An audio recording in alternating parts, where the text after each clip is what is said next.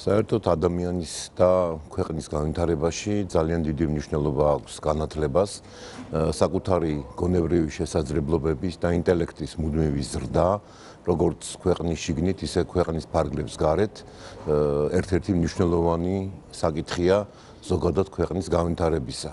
გარდა ამისა აუცილებელია ორიენტირება თანამედროვეობაზე, მომავალზე და ამასთან დაკავშირებით მახსენდება დიდი ილიას სიტყვები, მოვიკლათ წარსულ დროებზე დარდი, ჩვენ უნდა ვსდიოთ ახლა სხვა ვარსკვლავს, ჩვენ უნდა ჩვენი უშუალოდ ჩვენ უნდა მივცეთ მომავალი ხალხს და ეს მომავალი იქნება მხოლოდ მაშინ, თუ იქნება მაღალი დონის განათლება და თუ ქვეყნისთვის პრიორიტეტად იქცევა როგორც სასკოლო, ისე პროფესიული განათლება.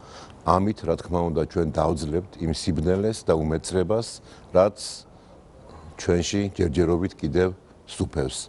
მე ვისურვებდი, რომ მენახოს ჩემი ქვეყანა განათლებული და ამით განათებული.